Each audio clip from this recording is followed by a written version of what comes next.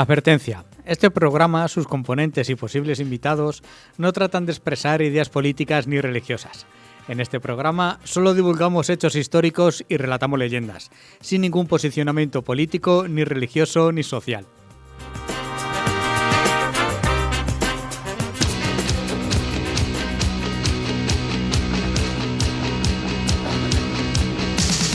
Hace mucho tiempo que se acabó, pero es que hay cosas que nunca se olvidan. Empezamos bien. Empezamos bien. Yo no puedo hacer dos cosas. A mí, si yo estoy encendiendo el ordenador, estoy encendiendo el ordenador. A mí no me abréis el micrófono así. Eso no se ponía en nuestro imperio. Bueno, pues estamos en la semana decisiva de nuestra Santa Cruz esta edición. Exactamente, las jornadas de enaltecimiento del pueblo de Santa Cruz. Gastronómico, lúdico, culturales. Donde este programa tiene una pequeña participación, puesto que colabora con Fermín Mayorga. ¿Os acordáis ¿Qué de programa este? Este? ¿Quiénes somos? ¿De Somos- dónde venimos? ¿A somos- dónde vamos? No me cuentes historias. Ahí Ah, Ahí. Y bueno, recordaros que el día 6 a las 12:30. 6 de diciembre. El día 6 de diciembre. El día 6 de diciembre, a las 12:30, hay una charla conferencia en la Casa Cultural Amalia Avia. No se sabe si va a ser todavía en la biblioteca o, más probable, estuve hablando con Rubén y será en la biblioteca. Y si acaso viene mucha más gente, pues se pasarán a otro sitio. Ujú. Entonces, Fermín Mayorga pues hablará de la Inquisición en Santa Cruz de la Zarza. Muy recomendable la conferencia. Y después, a partir de las 4:30, se hará una ruta Matices Inquisitoriales de Santa Cruz de la Zarza. También hecha por Fermín Mayorga, y donde, bueno, ahí estamos nosotros apoyándole. Ah, sí, ahí estaremos. Y Yo no, pero bueno, bueno, porque no te gustan estas cosas. a mí estas cosas no me gustan. El director es lo que tiene. Bueno, pues eso, pues invitamos a todos a que os acerquéis y nos acompañéis en esta ruta que tiene que ser muy interesante, y en la charla que va a dar Fermín, Claro que sí. que es un tío que sabe Un mucho. especialista en el tema que siempre da gusto escuchar. Bueno, empezamos. No me cuentes historias.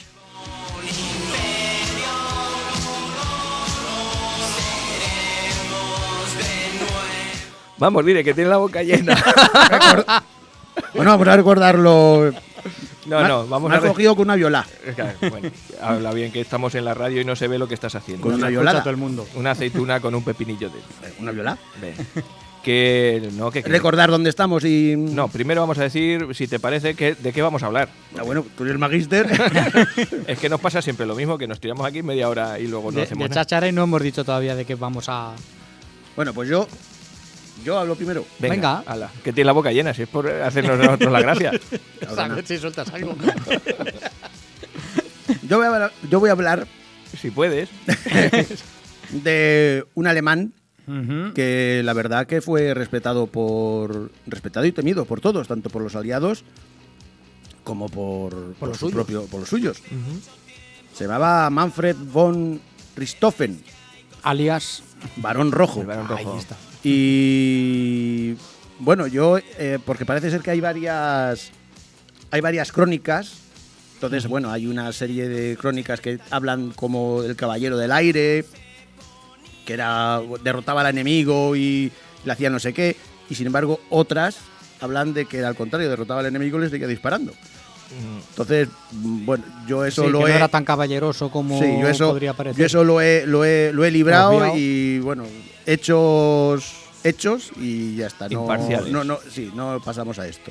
A ver, pues, De eso voy a hablar yo. Pues venga. Muy bien. Joaquín, venga, que te dejo el turno. Yo voy a hablar de... Bueno, nos vamos a ir de excursión al Castillo de la Muela, al Oh, qué castillo de Consuegra. Ujú. Exactamente, pues a invitaros a hacer una escapadita de estar de sábado a pasar el día en Consuegra, que está bien, que tiene yacimientos romanos, está Está curioso y, como no, ir a subir a ver los molinos y a conocer el castillo, que es de los mejor conservados de Castilla-La Mancha. A ver la crestería de Consuelo. La crestería que se llama. eso se llama la zona de los molinos del castillo, es la crestería. El Cerro del Calderillo.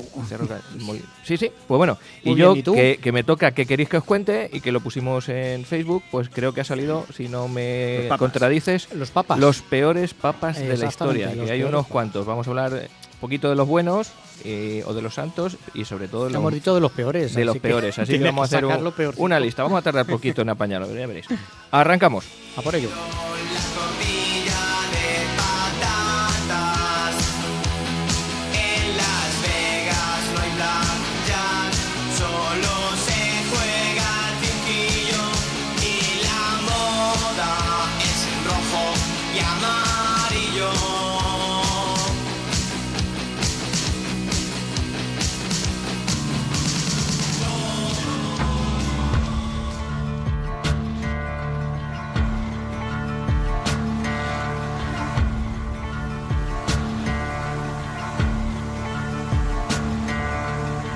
There ain't no grave can hold my body.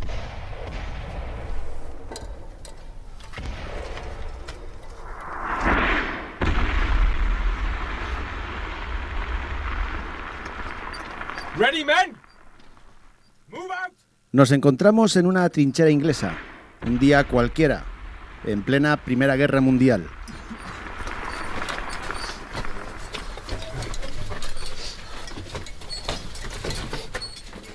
La Gran Guerra, la guerra que iba a terminar con todas las demás guerras.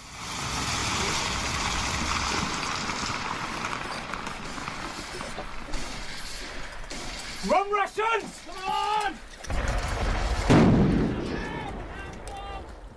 Duró 4 años y la movilización de hombres hacia el frente fue un elemento destacado. Otros de los elementos que se destacaron en esta época fue la aparición de nuevas y potentes armas como ametralladoras, gases mortíferos, submarinos, tanques, aviones y nuevos guerreros como los pilotos. Era la primera vez que se combatía en el aire y desde el aire, y los pilotos pasaron a ser verdaderos héroes para los suyos, incluso para el enemigo.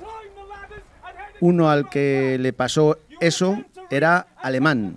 Se llamaba Manfred Albert Freiherr von Richthofen, más conocido como el Barón Rojo.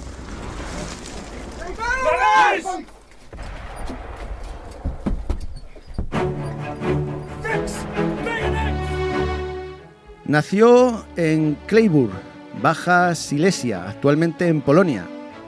Pero el 2 de mayo de 1892, el día del nacimiento de Manfred, esa localidad pertenecía a Alemania. Su familia pertenecía a la aristocracia prusiana, por eso lo de Freiherr se traduce como varón. Y Manfred, pues era un chico retraído e inteligente que disfrutaba del campo y las actividades al aire libre como la caza. Le encantaba cazar, acechar, perseguir a su presa.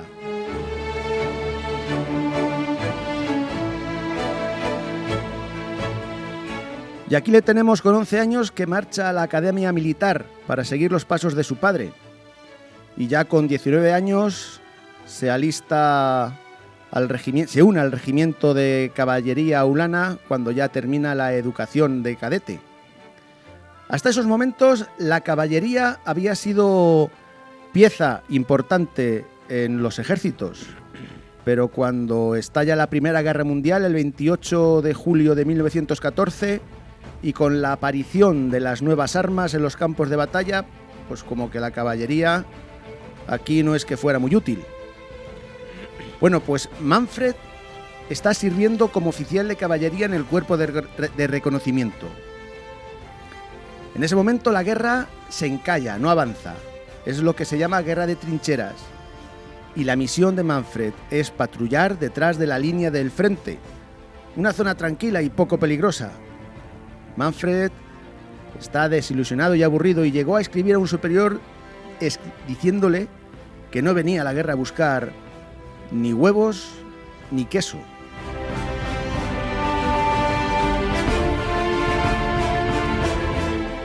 A Manfred lo que le gustaba era la acción, y cuando patrullaba con su caballo veía pasar a los aviones de reconocimiento y soñaba. Los aviones tienen en esta época unos 10 años de vida y los líderes militares aún no tienen muy claro cómo usarlos. Las primeras misiones que se le dan son de tareas de reconocimiento. Eran aviones de 2 plazas en donde el piloto y un oficial pues fotografiaban los movimientos de tropas y de artillería.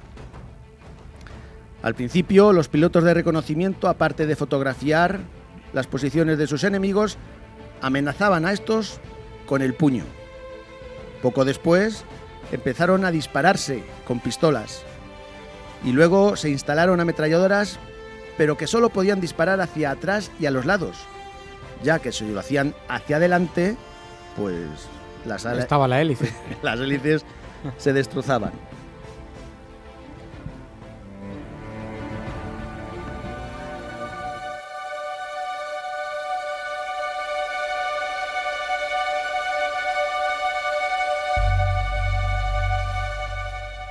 Pero en 1915 los alemanes adelantan a sus adversarios con un nuevo monoplaza, los Fokker.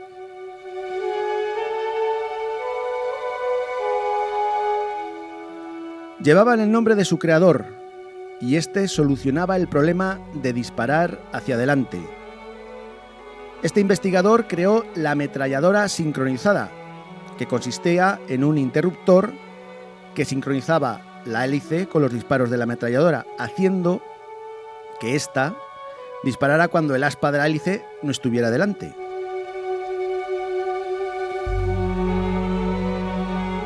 Bueno, pues poco tiempo antes de este invento, nuestro frustrado, aburrido protagonista con ansias de aventuras y de acción pidió su ingreso al servicio aéreo.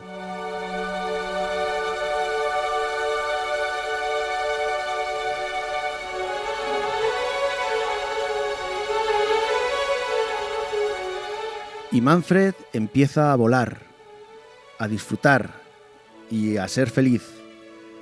Son misiones de reconocimiento y él era el oficial, pero le encantaba volar.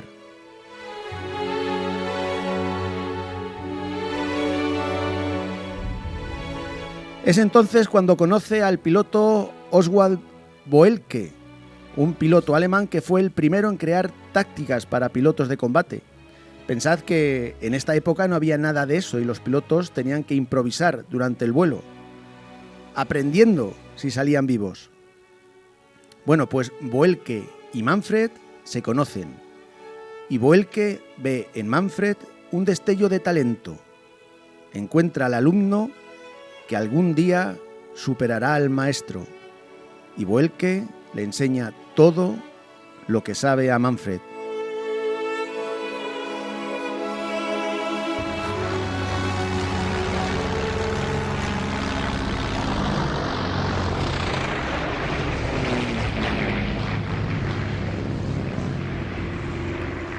En 1916, Manfred ya es piloto en el frente occidental. Pertenece al Jasta II, un escuadrón de aviones de unas 18 unidades capitaneado por Boelke. Las normas para el combate aéreo las dicta Boelke. Para Manfred, estas normas son como la mismísima Biblia. Ir de caza se convierte en su pasión y el 17 de septiembre de 1916 derriba a su primer avión enemigo.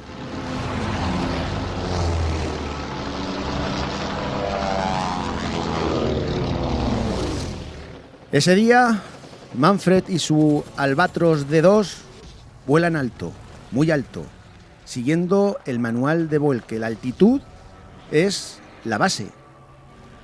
Tienes que ver a tu enemigo antes de que él te vea a ti. El sol lo tienes que mantener a tu espalda y debes de procurar tenerlo siempre así para que el enemigo lo tenga de frente y le impida fijarte.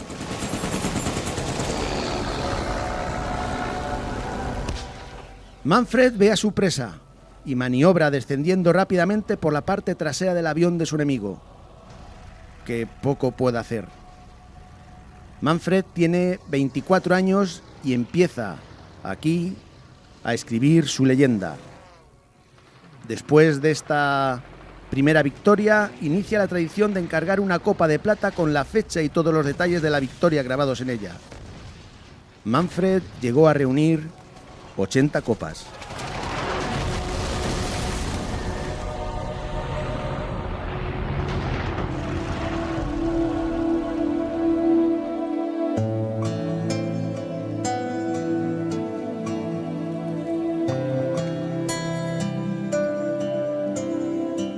Pero no todo iba a ser satisfacciones para Manfred.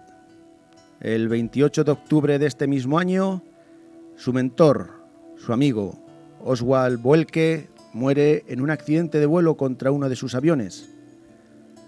Hasta entonces, Boelcke había derribado a 40 aviones enemigos.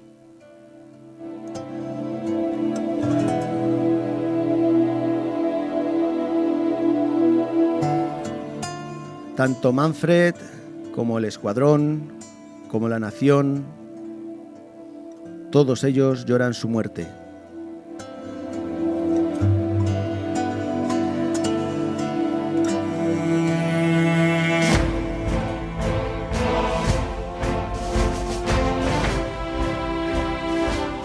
Pero la vida y la guerra seguían después de esta triste pérdida para nuestra Perla Negra.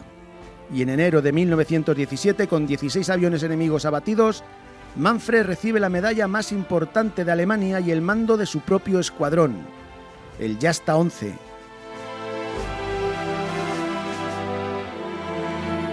Este escuadrón no tenía mucho futuro hasta que llegó nuestro capitán. Hasta entonces no habían derribado a ningún enemigo. Manfred sabía que con la llegada de la primavera los combates en el aire se recrudecerían, así que no tenía mucho tiempo que perder.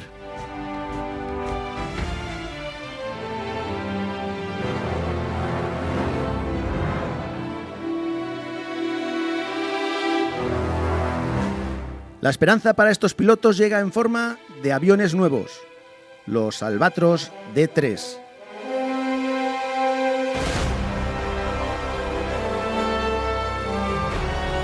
Con ellos, Manfred conseguiría la primera victoria para su escuadrón. Y es aquí cuando nuestra Perla Negra pinta su Albatros de rojo. Quiere que sus enemigos le vean, le localicen y sientan que está ahí. Los pilotos del Jasta 11 le imitan y pintan los suyos de colores chillones con algún detalle en rojo como homenaje a su capitán. Esto hizo que este escuadrón fuera conocido como el Circo Volador.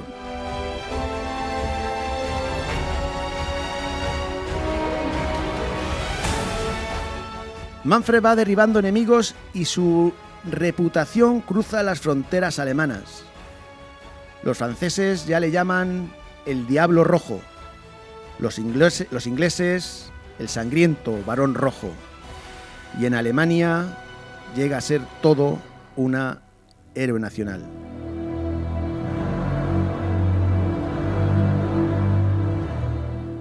Mes de abril de 1917, un mes decisivo para Alemania. Deben de controlar el espacio aéreo en este mes, ya que tiene noticias de que sus enemigos van a introducir nuevos aviones. El Barón Rojo supera el récord de Boelcke. Era el 13 de abril. En esta fecha había abatido a 41 aviones. Los británicos sufrieron grandes pérdidas y bautizan este mes como el mes sangriento. En este mes, solo el Jasta 11 había derrotado a 175 aviones. El Barón Rojo llegaría en este mes a la victoria número 51, teniendo 4 de ellas en un solo día.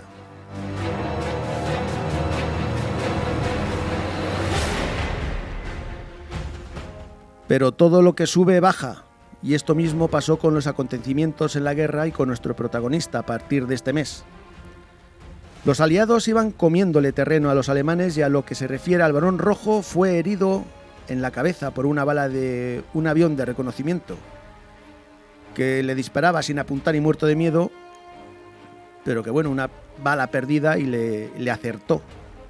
Era el 2 de junio de 1917 y nuestro protagonista nunca se recuperará de estas heridas. Aunque Manfred seguirá volando y sumando victorias, y cuando regresa lo hace sobre el avión por el que se hizo más conocido, el Fokker DR-1, el triplano que también mandó pintar de rojo.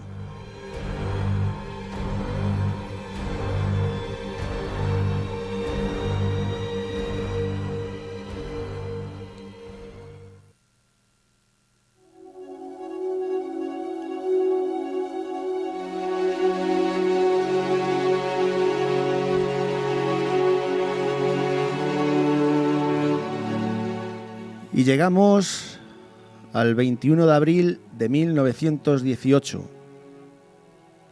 Era domingo y el Barón Rojo sale a patrullar y olvida las tácticas que le han mantenido con vida tanto tiempo.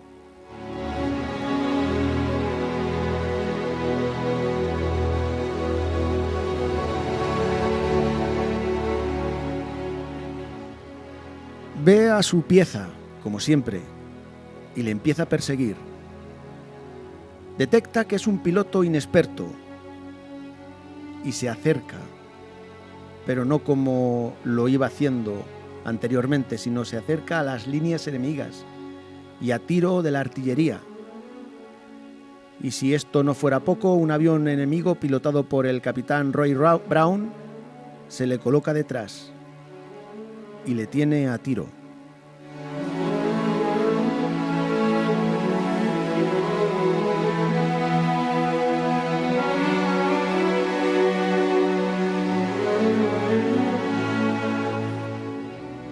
El mejor de los aviadores es abatido. Muere a causa de una bala que le atraviesa el pecho. No se tiene muy claro quién le derriba al final, si el capitán Brown o la artillería, aunque oficialmente se dice que es Brown. Faltaban 2 semanas para su 26 cumpleaños. En estos 2 años había conseguido 80 victorias que nadie igualó al final de la guerra. Y fue enterrado por los mismos que le derribaron, los aliados. Y lo hicieron con todos los respetos y con todos los honores militares.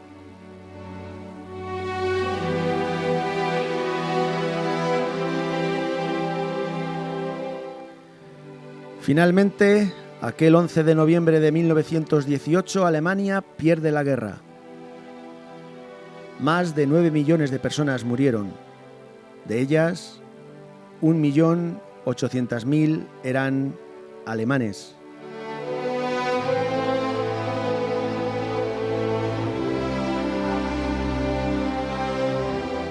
Héroe o villano, pero con un carisma, un talento y un récord de victorias que le convirtieron en una leyenda en la Primera Guerra Mundial y que aún su figura perdura.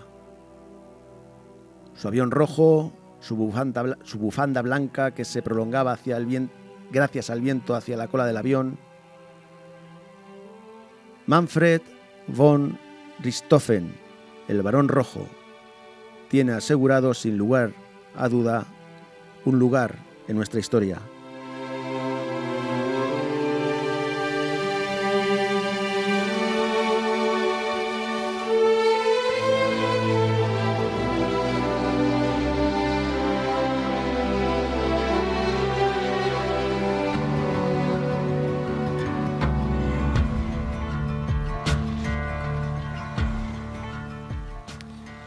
A mí me sorprenden 2 cosas fundamentalmente. Bueno, primero, enhorabuena otra vez. Ya te digo que estas dramatizaciones o estas novelizaciones o como lo queramos llamar llegan.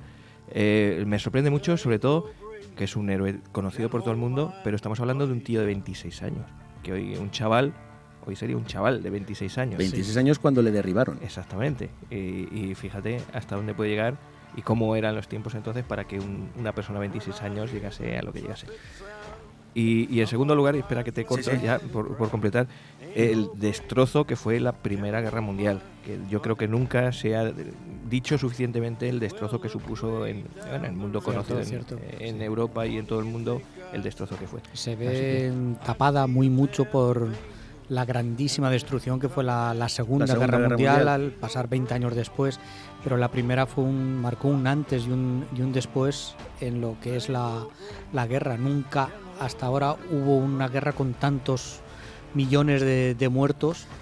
Es que por eso decían que era la guerra que iba a acabar con todas las guerras, y no fue así, por desgracia. Yo, por la participación masiva de la gente que iba, yo creo que es que no se esperaba ni... No, nadie se esperaba lo que... Todos creían que iban a derrotar a los otros en 4 días. Sí. Eso suele ocurrir en todas las guerras también, es decir, esto. En 4 días vamos y nos acabamos con los iraníes, o acabamos con los iraquíes, o acabamos con los vietnamitas, o con los coreanos, o con los... Sí. No sé, en estas que tiene un componente de exaltación nacionalista, más todavía, de alistarse la gente de forma voluntaria, millones y millones, que no lo hubo en la Segunda Guerra Mundial. La gente estaba muy escaldada de la masacre que fue, porque luego la primera tuvo esas connotaciones tan agónicas de la guerra de trincheras, que luego hubo un montón de frentes, pero la guerra de trincheras es que quedó marcado a fuego, sobre todo en el pueblo francés, el inglés y el alemán, que fueron los que realmente se dejaron allí la piel. De hecho, la juventud. De hecho, sí, de la juventud. Es que son los que iban. Son los que iban. Claro, sí, hablamos de Manfred, que sí, 26 años, pero claro, los que él derribó también tendrían la misma edad. Un hecho que quiero destacar es, yo creo que lo comentaste tú en algún programa, el hecho de que en mitad de la guerra, en una Navidad, salieron... pusimos la canción la semana pasada sobre... Sí, que iba algo la primera Navidad, algo de esto, de la guerra. Que la gente ya estaba harta, o sea, estaba diciendo... Yo he vuelto a ver el vídeo en pero ¿por qué estoy yo combatiendo? ¿Para qué estoy yo matándome? Y la grandeza del ser humano de salir, de felicitarse, de coño, que te estás matando, hace 2 días te estás matando. Y no tanto, fíjate, el hecho del por qué, sino es que es Navidad. Entonces, la Navidad todavía tenía ese componente religioso, sentimental, llamémoslo como queramos, donde de hermanamiento, de Noche de Paz. Cuando los ingleses escucharon a los alemanes cantar Noche de Paz en alemán, sí que suena igual que nuestra Noche de Paz. Entonces fue eso lo que movió de forma voluntaria e inconsciente a los chicos de un sitio, de un bando y de otro, a saltar la trinchera y acabar echando un partido de fútbol. A ser humanos. Y luego está la cruda realidad, que está el poder que te obliga a detestar a tu contrario. El malo es el otro, sí. Tanto de un sitio como de otro, sí. Es un poco así. Bueno, pues muy bien. Ahora yo creo que sí, que podemos decir redes sociales, teléfonos y demás, ¿no? Que estamos en iBooks. Pero espera, te voy a poner una canción, a ver, La romanza escocesa de Les Luthiers, y aprovecho. Cuidado con el jamón que se te cae. Es que esta música viene muy bien así. Queridos oyentes, estamos escuchando No me cuentes historias en Onda Plana, Santa Cruz. Muy bonito, qué fondo tan bonito. Lo has estudiado. Esta ya la tengo yo puesta, que sabéis que es de mi sección. Bueno, me había fijado yo. Lo que decía, estábamos escuchando Onda Plana Santa Cruz en el 107.4 de FM, y que también nos podéis escuchar a través de ondasantacruz.es. OndaPlanaSantaCruz.es. Y bueno, Joaquín es el que nos va a decir las redes sociales y los teléfonos y las cosas, si te acuerdas. Bueno, primero los teléfonos de la emisora, por supuesto, nuestro teléfono del estudio, el 925 14 30 19, y el WhatsApp del estudio, el 618 762924. Estos son los teléfonos de la emisora. Luego tenemos nuestro teléfono, nuestro WhatsApp particular. El 679-984636. Ahí es donde nos llegan las cosillas que nos vais contando. Y si aprietas al botoncito del Facebook. Eso es, exactamente. En el Facebook hemos puesto ya un botoncito donde, si quieres, no hace falta que lo escribas porque si nos quieres comentar algo, porque lo ve todo el mundo, pero a través del botoncito del Facebook sí que nos salta directamente al WhatsApp y no tiene por qué enterarse nadie, así que sea más tímido. Bueno, sí, yo que lo leo. Exactamente, sí, claro, nos enteramos nosotros. Muy bien, Bueno, pues eso. Pues también estamos en un montón de redes sociales, estamos en el Twitter, @nomecuentesonda, estamos en el muro de Facebook, No Me Cuentes Historias, estamos en YouTube, en nuestro canal No Me Cuentes Historias, y estamos en Spotify también, No Me Cuentes Historias otra vez, somos muy repetitivos, pero estamos en un montón de redes sociales para que nos escuches por donde mejor ¿Has te dicho venga. lo del iBus? Ay, es verdad. Y la estrella, la joya de la corona, nuestro iBus. Que también se llama No Me Cuentes Historias, y realmente es por ahí donde vemos... Todo se llama No Me Cuentes Historias. Todos se llaman así.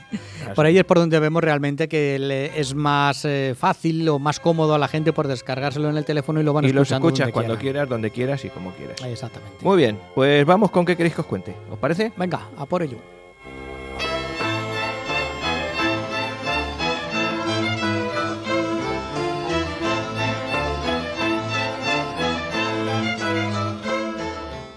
Bueno, aquí, mientras que yo voy leyendo estas cosas y voy contando, estos están tirando aquí de lomo, de queso, de en fin, Antes lo de has siempre. estado Lo de siempre. Difamaciones, difamaciones. Antes has estado tú. ¿Qué Estamos queréis que os estudiando cuente? y preparando ya las secciones. Venga, vale, me lo creo.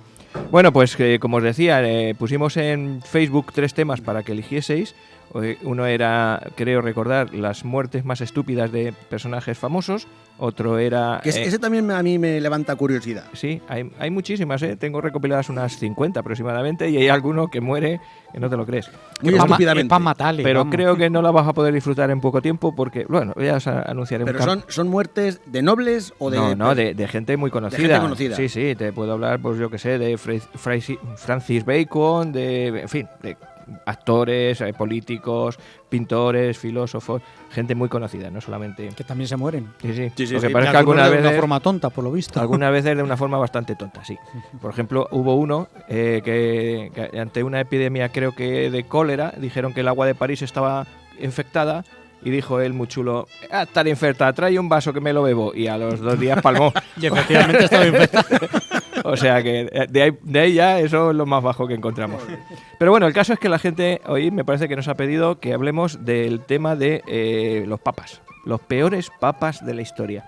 Así que, en contraprestación o como descarga, pues voy a hacer una breve historia de los papados, porque igual que ha habido estos malos que vamos a decir, y que los voy a decir muy rápido, pues son muy, muy cortitos, pues también ha habido papados buenos, ¿no?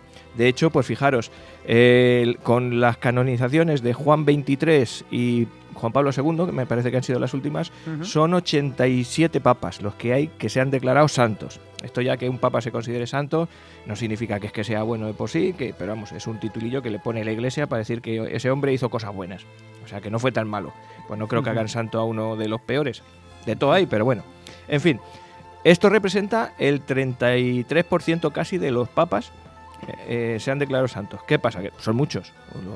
Uno de cada 3 que sea santo, pues parece mucho. Pero es que pasa una cosa, de los primeros papas, entre el siglo I y el siglo V, desde San Pedro hasta San Melquiades, pues los 32 primeros papas fueron declarados santos. ¿Por qué? Pues porque están perseguidos, había persecuciones, 23 de ellos fueron mártires, en fin, que había unos cuantos. De hecho, pues eso, cuando eras papa en aquella Roma, pues tenías muchas posibilidades de morir. Acabar en el circo. Sí, de morir asesinado por el Imperio Romano. O sea, que te decían, tú, papa, y tú dices, más jodido. Pero fastidiado. Que yo no quiero. Pues mira, os leo los primeros 10, por ejemplo, que fueron papas. Además en orden cronológico, porque van seguidos. No hubo ninguno entre medias. El primero, San Pedro, San Lino, San Anacleto, San Clemente I, San Evaristo, San Alejandro, San Sisto I, San Telesforo, San Higinio, San Pío I, San Aniceto, San Sotero, San Eleuterio, y así hasta San Melquiades, todos esos papas. Y luego, pues entre medias, pues ahí, como os voy diciendo, hay también unos... ¿Papas o santos? Santos, perdón. Ah. Todos papas, Papas pero santos, en estos claro, papas santos. Ha dicho que todos son papas, digo, sí, papas... Tened en cuenta, santos. en la Iglesia Católica hay, para que os hagáis una idea, 400, que sean santos, 467 abades, 54 anacoretas, 13 apóstoles, 3 arcángeles, 5 cardenales, 76 confesores, 33 diáconos, 35 doctores de la Iglesia, 134 ermitaños, 4 evangelistas, 239 fundadores de congregaciones, 48 gobernantes, 19 niños, 2.206 mártires, 4 matronas, 44 misioneros, 279 monjes, 1.147 obispos, 3 patriarcas, 24 profetas, 1.315 religiosos, 958 sacerdotes y unos 50 militares. Todos esos son los santos. Todos esos son santos. ¿No vamos a caber en el cielo? Pues Eso ya están. Eso ya están. Eso ya tiene su sitio. No, yo digo por mí, que no vaya a caber yo allí. Eso ya uno lo que considere que sea de aburrido o de divertido el cielo o el infierno. Ya ahí él puede, en este caso ya como lo sabes puedes elegir. Bueno, pero en este caso vamos a ir con los peores. Los 12 peores papas de la historia.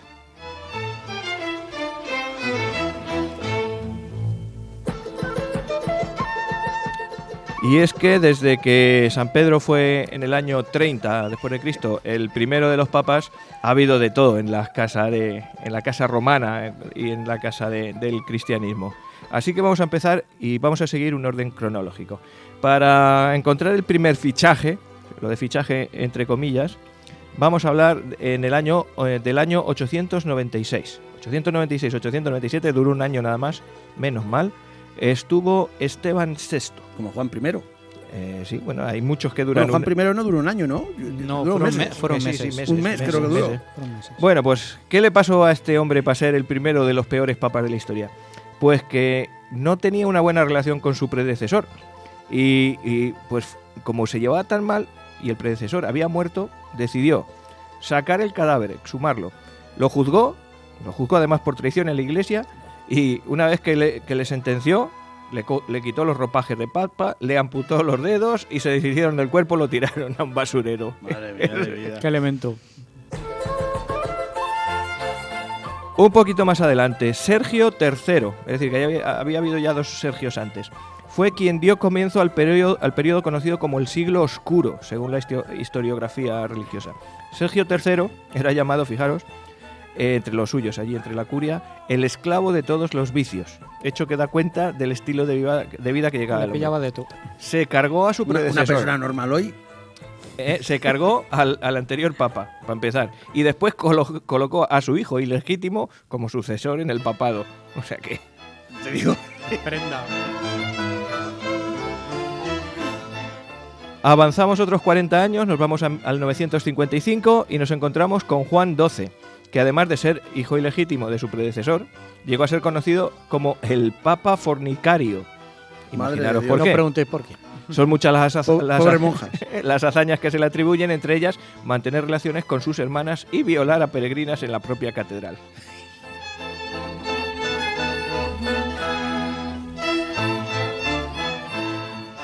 De otro saltito nos vamos hasta un Benedicto, el noveno de los Benedictos. Estamos en el año 1032, este duró hasta el 1048, ya estuvo unos cuantos años más, y este renunció al papado a cambio de dinero, pero regresó al nuevo puesto como sustituto y lo volvió a abandonar otra vez porque le volvieron a pagar más.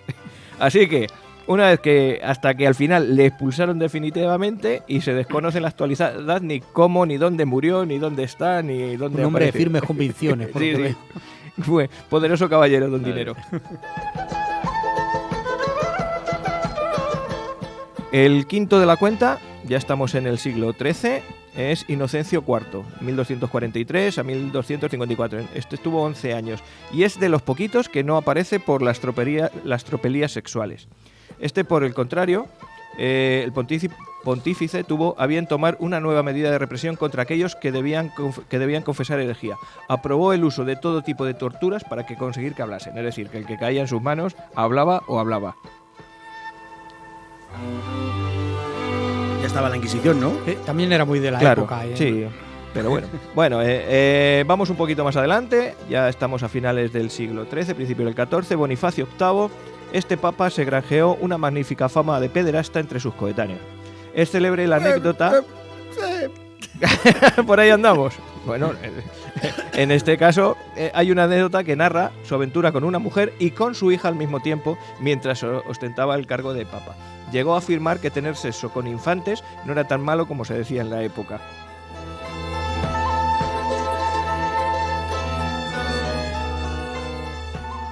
A mitad del siglo XIV, Clemente VI, este es el séptimo, Petrarca tuvo a bien nombrar al Papa Dionisos Eclesiástico, ese es el título que le dio.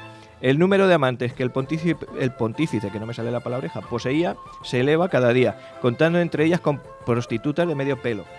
Y gracias a su afición al sexo de pago, contrajo, como era normal, la gonorrea. Poco.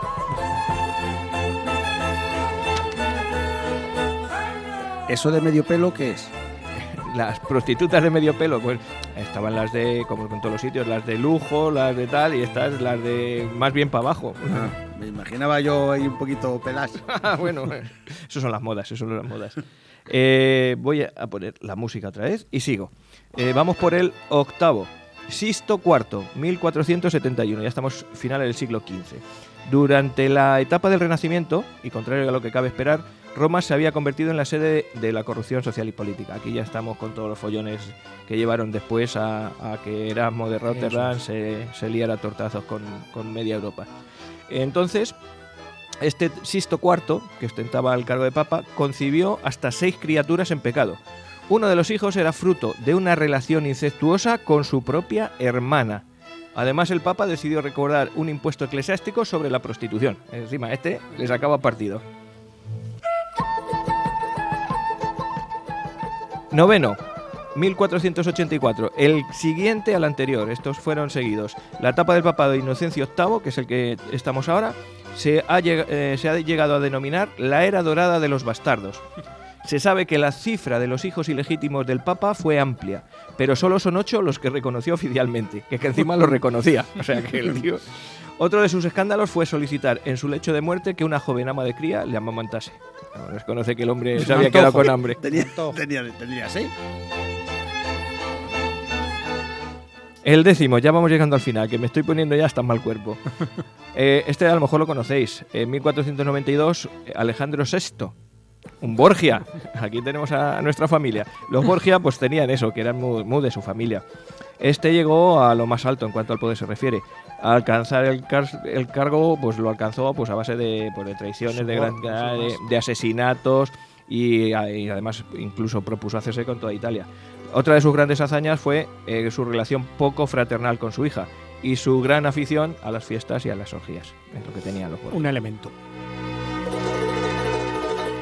Y para terminar, los Julios. En 1503, Julio II, que fue el que encargó a Miguel Ángel la realización de los frescos de la Capilla Sistina y que fue conocido como el Papa Guerrero. Julio II contrajo la sífilis. ¿Adivinar por qué? Por beber agua de los caños, no. Por el uso y abuso de la prostitución, puede ser. El llamado mal francés le provocó tal ulceración que el Viernes Santo no pudo permitir que sus fieles le besaran los pies, como era tradición. ¿Cómo estaría el tío? Y para terminar, que la lista lleva su aquel, Julio III. Cegado por el amor, el Papa recogió de las calles de Parma a un joven hombre, al que acabaría nombrando cardenal.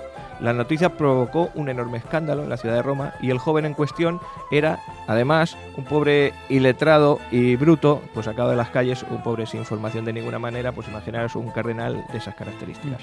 Este era don Julio III. ¿Pero por qué? Porque se enamoró de él. Se enamoró de él y le cogió. Dijo, vente para acá, que te voy a hacer cardenal y te voy a poner mirando a Roma. Te voy a poner cardenal yo. Pero acordaros de Calígula cuando nombró cónsul a su caballo. Pues la misma línea. Ahí vamos, o sea que de esto se ha habido todo. Bueno, pues esta era nuestra lista de buena gente que ha pasado por el Vaticano y por Roma. Sí. Que ha sido unos cuantos. Unos poquitos. Que disfrutéis de ellos. Así que ahí los tenéis. Que aprendas.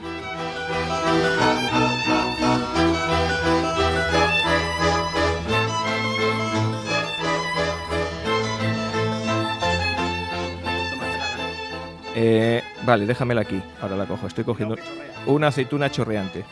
Que decía yo que voy a cambiar un poquito el sistema porque últimamente estoy dando muchas listas de estas, lo que hemos hecho, que si los papas, que si las leyendas.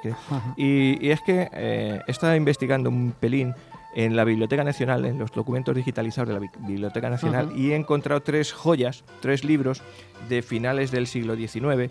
Si enciendo la tablet os digo cómo se titulan y me gustaría hablar de ellos en esto de qué queréis que os cuente. A ver si los encuentro ahora. Son libros de, como digo, de finales de siglo XIX, 1890 y por ahí, y hablan de 3 cosas distintas, pero desde un punto de vista del siglo XIX. Uno es el Diccionario Histórico, Genealógico y Heráldico de las Familias Ilustres de la Monarquía Española. Es decir, es un compendio en el que, aparte de ensalzar las virtudes de ser noble y por qué los nobles son más mejores personas que el resto, nos habla de todos los apellidos nobles e ilustres que había hasta el siglo XIX y también nos explica pues por qué los príncipes se llaman príncipes, de dónde viene la palabra príncipe, de dónde viene la palabra duque, de dónde viene la palabra conde, todo eso. Entonces, si extraigo eso, pues nos quedaría una cosa muy chula. Este libro es de Luis Villar y Pascual, que fue cronista del rey de Isabel II. Y es de libre acceso. Sí, está, se puede encontrar en Google Books y es un libro que está impreso en Madrid en 1859 y digitalizado. Vamos, si te lo va a contar Magister. Te voy a contar una partecilla, pero por ejemplo, nuestros apellidos creo que Belinchón y García no son nobles. No son nobles. Pero Pacheco sí. Anda, entonces, mira. Pues machote, que para eso soy el dire. Entonces te puedes Ahora se entiende encontrar todo. aquí la historia de los Pachecos, por ejemplo, Claro. del apellido Pacheco y el árbol genealógico y demás y demás. Bueno, pues ese es uno. Otro, igual Fíjate, de... el otro día me encontré una prima mía. Sí, por ahí. Mira, ¿por dónde? Y un primo también, ¿dónde te mandé yo la calle? En Mondoñedo. En Mondoñedo hay una calle que se llama Pacheco, Vía Pacheco, Rúa Pacheco. Así que por allí también anduvisteis. Estamos En todos los lados. Pregonaos. Bueno, pues hay otro que se llama, y este es muy gracioso también, es un libro de 1867 de Fernán Caballero, y se llama La mitología contada a los niños e historia de los grandes hombres de la Grecia, y es una obra ilustrada con 100 grabados. Es decir, te cuentan la mitología griega empezando por Zeus, pero como si fuera para muchachos. Y estamos hablando de 1867, pues muchachos del siglo XIX. Pero es la que nos hace falta a nosotros. Pero Me lío. todavía tengo uno, y este es el mejor de los 3 que he encontrado, que es un libro de 1890 de Ángel María Terradillos, que por el apellido Terradillos además es un apellido que hay me parece que una comentarista o una reportera, ¿Sí? Ana Terradillos, que está por ahí, que sale de vez en cuando en la tele.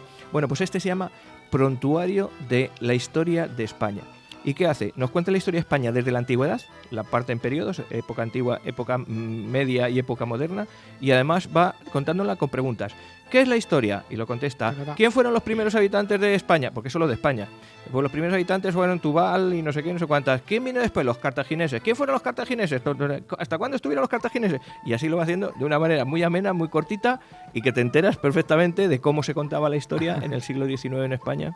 Así que los próximos 3 programas que dediquemos a ¿qué queréis que os cuente? Yo creo que voy a dedicar uno a cada uno de estos libros. Pues a mí me parece bien. Claro, y luego lo que podemos hacer es ponerle el enlace en el Facebook para En este aquel caso, curioso que quiera que se lo descargue. Los 2 últimos los he descargado porque se pueden conseguir gratuitamente, supongo que en más sitios también, pero de Amazon Kindle. Ujú. El Amazon Kindle tiene digitalizados libros, algunos, la mayoría los compras y otros son de libre Sí, acceso. de libre derecho. Y estos son de libre acceso. Y el primero de ellos, ya os digo, sí que está digitalizado por Google Books y se puede conseguir.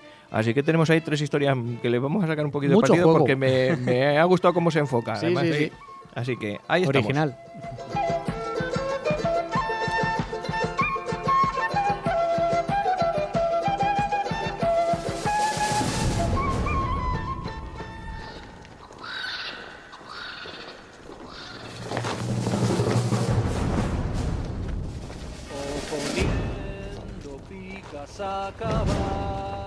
No hubo tercios en Consuegra, ¿no? No hubo tercio. Que me está liando, me está liando. Es que te veo que está. Estáis un poco dispersos. Hoy ¿eh? un poquito dispersos.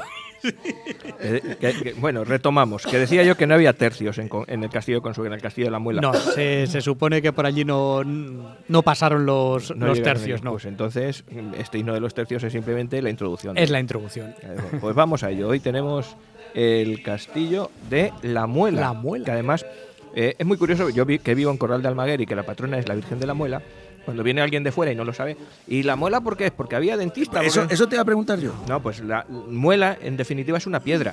¿Así? Claro, en los molinos la piedra que muele es la muela del molino. claro. En el caso de Corral de Almaguer es que la Virgen se apareció a un pastor, como siempre, sobre una muela de molino, sobre una piedra de molino. Y el castillo de la muela yo supongo que es porque está en una roca. Claro, yo lo tomo muela, al igual que mota, que no dejan de ser pues una elevación, Montículos. un montículo, exactamente, un cerro que en la planicie manchega pues destaca mucho. No realmente es que tenga una altura espectacular, pero sí que sobre el plano manchego pues destaca, O sea, no destaca tendría, un montón. no tendría altura, pero para atacar al castillo Sí, corre para arriba, y después dice, ahora sube Sí, claro. por saco. No tiene altura y dicen, bueno, no está a 2.000 metros, no, pero la cantidad de planicie que domina, porque toda la zona de Madrid, Claro. Sí. prácticamente hasta la zona de Urda no hay un monte. Eso hacia allá. Y hacia acá es que casi la primera sierra es la de Romeral, y Claro. entonces son 90 kilómetros casi de que distancia casi redondo, entre un lado a casi otro. redondo, sí, por eso tuvo una importancia estratégica muy importante. Pues venga, cuéntanos. Pues empezamos. ¿Dónde está este castillo? En Consuegra. Consuegra, desde Santa Cruz, pues podemos llegar por la carretera de Andalucía y se va llegando. Antes de llegar a Puerto Lápice lo vamos viendo así a mano derecha. Yo creo que pasado Madridejos o antes de llegar a Madridejos. Te tienes que desviar en Madridejos. En Madridejos te Están desvías. prácticamente y ya pegados, llegas están para 5 kilómetros. Yo trabajé en Consuegra y vivía en Madridejos, son 4 kilómetros. y se ve perfectamente desde la carretera la silueta del Cerro Calderico con la crestería. la crestería de que no me sale, de Molinos, que no sé si os acordáis, un año creo que fue Telecinco, una televisión dio las 12 campanadas iluminando molino a molino y terminando la última campanada en el castillo. Es una docena de molinos harineros lo que hay en ese cerro y culminando en el castillo. A ver, no convivieron, los molinos son del siglo XIX, son de mediados del siglo XIX para acá, estuvo el castillo allí. La antigüedad del castillo, pues bueno, Consuegra es una población muy antigua, ahí tiene nombre romano, Consabura, y tiene yacimientos, tiene presencia en documentación de la época de Vespasiano, que ya se habla del castrum de Consabura, es decir, y también si se habla de castrum es que también había población seguramente celtíbera antes allá asentada, y es la que decíamos, la posición estratégica que tiene de controlar pues 100 kilómetros a la redonda, pues le da muchas posibilidades de ser habitada desde muy antiguo. ¿Sabes? Por ejemplo, Belmonte significa Bellomonte. Bellomonte. ¿Y Consuegra? Y ya te digo, me he remontado solamente al Consabura romano, que no sé por qué se lo pusieron. No he buscado etimológicamente a ver qué significa. Sí, es verdad que parece que deriva bien de esta palabra romana. No creo que tenga que ver nada con la suegra ni ninguna historia. Viene de origen romano. Hay bastantes yacimientos romanos allí. Me quedé con ganas de ir a una presa que estaba ahí en medio del término y fue incapaz o por la poca señalización o por mi inexperiencia exploradora, el caso es que no llegué a verla el día que estuve. Es para eso, para echar un sábado tranquilamente en Consuegra y dedicarle pues una mañana muy completa al castillo. La historia del castillo se puede remontar, se dice que fue Almanzor o en los tiempos de Almanzor, allá por el siglo X, el que primero lo estuvo fortificando. No quedan restos prácticamente. Lo que vemos ahora del castillo es cristiano, no quedan restos árabes, algún cimiento, pero poca cosa. Pertenecía a lo que los árabes llamaban la Marca Media, era la zona del Tajo Guadiana, del sur, que era propiamente más al Andaluz, de Serra Morena para abajo, y la Marca Media pues era desde el sistema central hasta Serra Morena. Entonces tenía una posición bastante estratégica. Pasó a depender posteriormente de la taifa de Toledo, del reino de Toledo, y ahí es cuando realmente entra en la historia que conocemos nosotros. En el año 1083, fijaros, 2 años antes de la caída de Toledo, que fue en el 1085, estaba en manos cristianas. Dices, pero vamos a ver si esto Consuegra está en el sur de la provincia de Toledo y Toledo todavía no había caído. Pues porque las guerras y las fronteras en aquel entonces, tú te imaginas la guerra como la Primera Guerra Mundial. Una trinchera, enemigos a un lado y a otro y todo el territorio así. Pues en aquella época no. Ni había hombres, ni había ejércitos y no se hacía la guerra así. Eran zonas de influencia. Entonces no es de extrañar que una avanzada castellana cruzara el Tajo y en una correría tomara el castillo. No resultaría tan extraño y que el reino moro de Toledo pues no tuviese la fuerza de desviar tropas de la defensa de Toledo hasta el sur para hacerse con ese castillo. Eso, y durante 2 años estuvieron realmente a la espalda de Toledo, cortándole las comunicaciones con el resto de Andalucía, una avanzadilla. La guerra en aquel entonces era un poco así. Zona de influencia árabe, zona de influencia cristiana, voy tomando un castillito, otro, pero no es una línea de trincheras que marca una línea divisoria muy clara que marca el frente entre un territorio y el otro, son áreas de influencia. Fue cristiano unos años, hasta el año 1097, cuando este castillo también fue otro más de los de la dote de la mora Zaida, junto con otros que hemos hablado, del de Uclés, el de Oreja, pues este también entró en la dote de la mora Zaida. Le duró poco las alegrías a los cristianos. Con la caída de Toledo el año 1085, desde África vinieron las 3 invasiones que hemos estudiado en la Reconquista: almohades, almorávides y benimerines, las 3 tribus del norte de África que entraron en Al-Ándalus para combatir a los cristianos, porque veían que los árabes de la península pues iban retrocediendo. La caída de Toledo fue un mazazo para la moral de los árabes, una herida en su orgullo, porque era la antigua capital del reino visigodo. Entonces, reconquista o restauración. Pues Toledo tenía ese valor simbólico. Los almorávides entraron y empezaron entrando sin dejar títere con cabeza. Al rey Alfonso VI le dieron unas cuantas... ganó Toledo, pero perdió no sé cuántas batallas después. Una cerca de Badajoz, otra en Consuegra y otra en Uclés. En Consuegra fue al año, en el 1097, las tropas cristianas fueron aplastadas a pie del castillo de Consuegra. Allí murió el hijo primogénito del Cid, exactamente, el único hijo que tenía el Cid murió en aquella guerra, en aquella batalla. Y estas 3 batallas, estas 3 grandes derrotas del Reino de Castilla, supuso que otra vez la frontera o el área de influencia, llamémoslo así, volvió otra vez para el norte, volvió otra vez a la línea del Tajo. Pues ahí estaba Santa Cruz, que voy que vengo, en esos años, en esos 100 años que empujan los árabes, que empujamos nosotros, los cristianos volvieron otra vez a bajar, fueron derrotados nuevamente en Alarcos, donde un día hablaremos de esto, porque fue una batalla que estuvo a puntito de, si no acabar con la Reconquista, dar un mazazo enorme al Reino de Castilla y echarlo para arriba, porque fue una derrota gravísima. Es que estaba... era Alfonso VIII, ¿no? Era Alfonso VIII sí, estaba peleando contra los moros, pero también tenía problemas con León tenía problemas con sus fronteras, eso con León, con Aragón, con Navarra, porque entre los distintos reinos cristianos había muchos enfrentamientos, hasta que 15 años después, en la batalla de las Navas de Tolosa, se unieron todos, se decretó cruzada, el Papa lanzó la bula de cruzada y todos se unieron, y es la batalla de los 3 reyes, donde estaba el rey navarro, el rey aragonés, el rey de Castilla y Navas de Tolosa, que está ya pasado Despeñaperros, que se llama así por despeñar perros infieles, era allí por donde tiraban a los árabes que luego cogieron prisioneros. Vamos, entiendo yo que viene por ahí el nombre.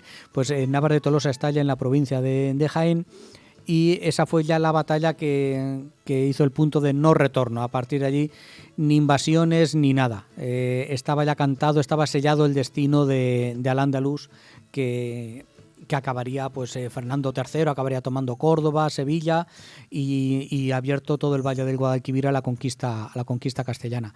En ese momento ya nuestro castillo pues va perdiendo influencia. Mientras tanto, había estado, los reyes se lo habían dado a la orden militar de los hospitalarios de San Juan.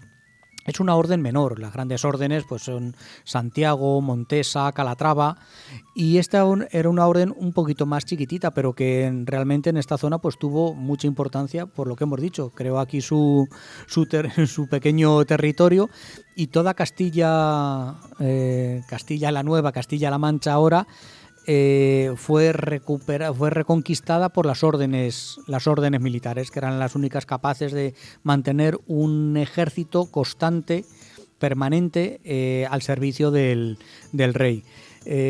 Hablamos mucho de Edad Media y de qué pesados estáis. Nuestra historia arranca de ahí. La estructura de las propiedades agrícolas de España viene de la Edad Media. Al final, en Galicia hay un minifundio porque era el tipo de propiedad que había allí, porque la repoblación se hizo con pequeños agricultores. En Castilla y León sigue dominando la pequeña propiedad. La mediana propiedad domina en Castilla-La Mancha, que fue reconquistada por las órdenes militares, y la gran propiedad, el latifundio, domina en Andalucía, porque fue más labor de las casas nobles, la labor de la reconquista. En esto que parece que no tiene tanta importancia, pues siglos después se ve que al final dejó su huella en la estructura de la propiedad de la tierra del norte a sur, y todo viene de la época de la Reconquista, de la Edad Media. Como decíamos, este castillo, pues ya pasada las Navas de Tolosa, pasado el siglo XIII-XIV, pues pierde su importancia estratégica. Sigue siendo de esta orden, que luego, como todas las órdenes, pasó a dominio real. Los reyes al final esto tenemos aquí una mina en las órdenes militares, y sus propiedades pasaron a control real. Lo que pasa es que se fue abandonando. Pues una vez que pierde el valor estratégico, tienen importancia los terrenos, pero el castillo era un gasto, entonces se va abandonando. Vuelve a aparecer en la historia pues ya de una forma más triste, porque ya es en la Guerra de la Independencia, en el año 1813, que llegan los franceses por allí y lo acaban dinamitando. La Guerra de la Independencia, aparte de guerra dramática, una de sus consecuencias es la enorme pérdida de patrimonio cultural que tuvo España en aquellos 6 años de guerra de la Independencia. Multitud de castillos, iglesias, monasterios, ciudades quedaron arrasadas, no solamente por la batalla en sí, Zaragoza o Gerona, los grandes cercos. Era la táctica de tierra quemada que llevaban los ejércitos francés, también nuestros aliados ingleses, pero sobre todo el ejército francés, el que cualquier instalación que pudiese ser utilizada por el ejército español lo cogían y lo reventaban. Y no solamente instalación, también quemaron los archivos de la orden. ¿Y por qué quemar unos archivos de papeles de hace de 300, 500 años que no viene a cuento? Es una forma de destruir la historia de un país. Es una forma de quitarle su razón de ser, su historia, su sentido.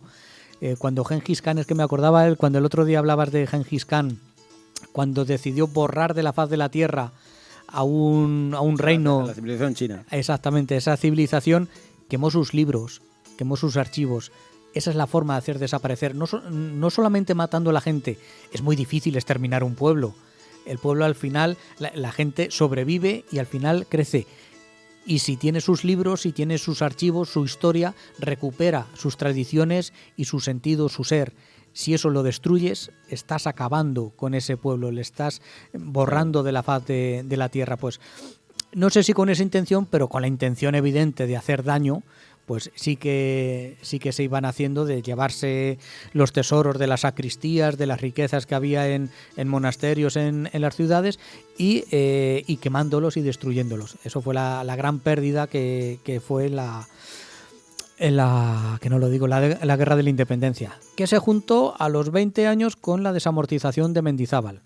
Una idea que en principio, pues tú lo ves teóricamente cuando te la enseñan y dices, pues mira, está bien. No, lo que hay que hacer es la propiedad que está en las manos muertas, que es las manos de la Iglesia, se coge, se reparte y se da a propietarios para que la abren, para que la hagan productiva. Eso en teoría el papel lo soporta todo. Lo que supuso fue la pérdida de multitud de monasterios, iglesias, nuestros trinitarios, nuestro convento de trinitarios que tenemos ahí, que al final pues este castillo le pasó exactamente la misma, queda abandonado, utilizado como establo, derruyéndose, porque todos sabemos que si una casa no se arregla al final se viene abajo, exactamente, hasta el año 1960 y tantos, 60 y poco, que el ayuntamiento de Consuegra pues decide invertir y comprar el castillo, que ahora es de propiedad municipal. Y hombre, pues imagino que con ayudas de diputaciones, juntas y Estado y demás, pues lo han ido restaurando y la verdad es que es una gozada visitarlo. La labor ha sido fundamental. Yo encomiable. la primera vez que estuve en el castillo acaba de empezar a trabajar, a probar las oposiciones y estamos hablando de 1990. Es decir, han pasado aproximadamente unos 30 años, 29 años y en ese año de poder visitar apenas la entrada, estaban empezando a restaurar la primera de las torres. Y a como está ahora, no tiene nada que ver. No tiene nada que ver. Toda esa labor de restauración en estos últimos 30 años ha sido muy, muy, muy buena. Aparte de todo, porque han sido escuelas de oficios los que han pasado por allí, han dado trabajo a gente, han dado formación y han impulsado pues las fiestas medievales de Consuegra, pues se Claro hacen que allí. Y Consuegra está en el mapa ahora mismo en España precisamente por su castillo. Gracias a su castillo. Aparte del azafrán y de esas cosas. Y estas cosas. Sí. Sí, yo todo lo que se invierta en restaurar, en promover, en difundir, es un dinero que estamos invirtiendo en nosotros mismos. Entonces, bienvenido sea, y la labor que ha hecho este ayuntamiento, las personas que se hayan encargado, es para hacerles una rotonda como poco, porque es muy, muy encomiable, muy encomiable. Me estoy acordando que tengo una foto que hice en aquella ocasión, que ahora mismo ya no se podría hacer por las circunstancias y por la hora, que es una foto desde una de las saeteras, desde dentro del castillo, de unas saeteras en las que se ve 4 molinos de la crestería. La saetera enmarca esa imagen de los molinos. La vamos a poner en YouTube. Cuando montemos el programa, lo montamos ahí. Es una imagen de ese castillo. Sí. La estructura del castillo es... dicen los entendidos, más europeo que español. Yo no controlo muy bien las diferencias arquitectónicas entre unos y otros, pero aparte de lo que vemos, por lo visto había varias líneas de murallas que protegían el castillo como primeras líneas defensivas y que hacían que, por ejemplo, la población se pudiese refugiar detrás de la primera línea de murallas que estaría a pie del pueblo. Y bueno, pues meter allí el ganado. Era una zona bastante amplia hasta llegar propiamente a lo que es las murallas del castillo. Por lo visto el castillo... La fortaleza. La fortaleza, exactamente. Tenía que cumplir la función no solamente de defender al noble, sino de proteger a la población. Entonces... era una muralla más chiquitita, no tan potente ni mucho menos, pero hacía las veces de, oye, ante cualquier incidencia, coger y meterse para adentro y claro, tiene que ser un espacio grande para meter ganado, meter las ovejas y poderse meter toda la población dentro. Es una estructura muy bien recuperada. Son 3-4 líneas defensivas la que tiene el castillo, aparte de que está en un alto y que, como bien decías, Pacheco, es complicado de subir, por pequeñito que sea, que son 300 metros de alto. Leche, pues para subirlo cuesta arriba tirándote flechas tiene que ser una risa el subir. Y luego tiene esta muralla con 4 torres albarranas ahí bien grandes, muy bien reconstruidas. Y lo que he encontrado curioso es que, por ejemplo, fue prior de la Orden de San Juan, de la Orden de los Hospitalarios, don Juan de Austria, don Juan José de Austria. El otro Juan de Austria famoso de la historia de España, uno es el hermano bastardo de Felipe II y este es el hermano bastardo de Carlos II, que también llegó a dar uno de los primeros golpes de Estado en Madrid, porque bueno, Carlos II, un día hablaremos más despacio de él. El hechizado, que a lo mejor no era tan hechizado, confió ciegamente en su hermano y le dejó hacer a él y a su equipo de gobierno, y fueron de los que en las primeras medidas para atajar la gravísima crisis económica que sufrió España en el siglo XVII, las estableció este Juan José de Austria. Estamos siempre con crisis económicas, ¿eh? Esto es uno parar. Decía Hegel que la historia es dialéctica. Es decir, que vamos como un péndulo de un sitio a otro. Decía ahí, y lo de que hay en la Biblia, los 7 años, los 7 años de vacas gordas y luego 7 años de vacas flacas, Eso a lo es largo de la economía historia se va repitiendo constantemente. Es decir, el punto de equilibrio donde no estamos ni en un extremo ni en otro es tan débil y tan sutil que apenas si lo apreciamos. Y vamos siempre de una época buena a una época mala, pendularmente, y se va repitiendo a lo largo de la historia. Es cíclico, es de forma regular. Sabes que, uy, qué bien, qué buena época llevamos. Tranquilo, que tarde o temprano, no se sabe, pero tarde o temprano habrá una crisis, habrá un bajón, porque es así, se viene repitiendo, y por qué no se va a repetir ahora, y viene de lustros atrás. Pues ya te digo, aparece el escudo de armas de este hombre en la portada de la entrada del castillo, y luego en una de las rejas que tenía, que también la donó él. Yo el trabajo que han hecho de recuperación con los aljibes y los calabozos, porque allí se metía la gente. Luego he leído por ahí que los bajaban colgados desde arriba. Ahora tú entras por abajo por la puertecita también. No, estos los colgaban desde arriba y le echaban la comida allí en unas condiciones que dices, Dios mío, el que entraba no salía. Ni el conde Montecristo, vamos, esa criatura, el pobrecico de él. Y esta es un poquito la historia del castillo de Consuegra. Luego, cómo no visitar por lo menos el castillo, el molino que hay de visita abierto al público en el centro de interpretación, allí en la misma cresta del Cerro Calderico, y que bueno, ves la maquinaria de los molinos y más, ya os digo, mucho más modernos, del siglo XIX en adelante. Madoz ya había ya había una docena, y esto es de mediados de 1840 y tantos. Entonces, pero bueno, está curioso como silueta, como imagen de La Mancha, ver los molinos y el castillo de Consuegra. Y bajarse a la Plaza Mayor y dar una vueltecilla, que también está muy bien. Está chulo el pueblo. Yo cuando estuve este verano había un museo en la plaza. Uh-huh. Había un museo etnográfico está ahí. Sí. Está muy bien. Y se hacen representaciones de la batalla de Consuegra, y todo lo que sea difusión, divulgación de la historia, pues es conocernos un poquito y mejor, y querernos un poquito más. Bueno, pues ¿cuándo vamos para allá? Bueno, apunta. Vamos. Diré. Vamos cuando hagan la representación, en agosto, creo. En agosto, con la fresca. Ay, te he visto ágil. Te he visto ágil. Yo he estado en agosto. Sí. Más valor que hay guerra, muchachos. Madre mía, qué calor. Bueno, pues esto ha sido nuestro castillo de Consuegra. Muy bien. Una cosa muy chula de hoy, nos acordamos de.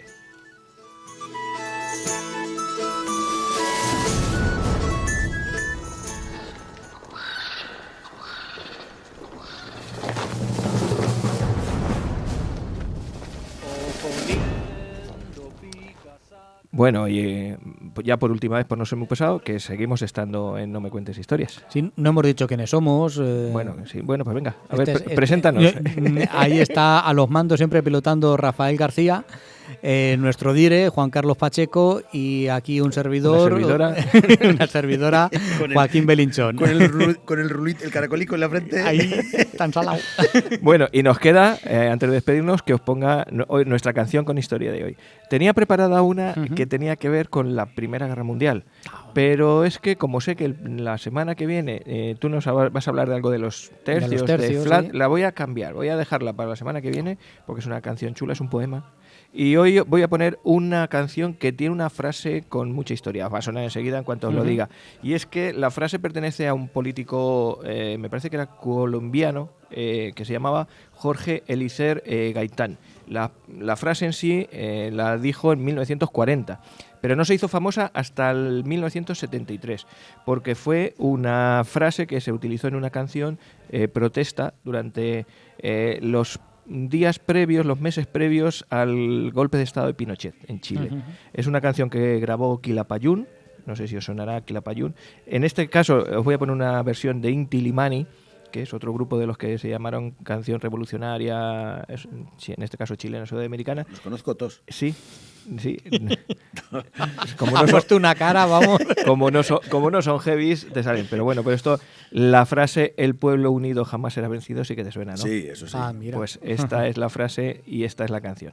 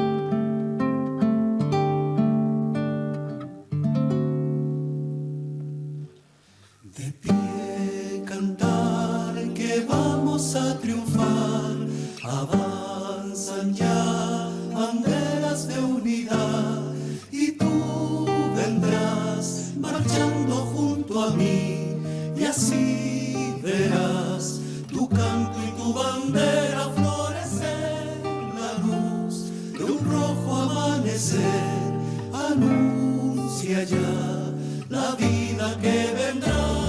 De que luchar el pueblo va a triunfar, será mejor la vida que vendrá a conquistar nuestra felicidad y en un clamor mil voces de combate se alzarán, dirán canción de libertad con decisión. La patria vencerá y ahora el pueblo que se alza en la lucha con voz de gigante gritando adelante. El pueblo unido jamás será vencido. El pueblo unido jamás. Pues si queréis, aprovechando este estribillo del pueblo unido jamás será vencido, no me cuentes unido, nos vamos despedidos.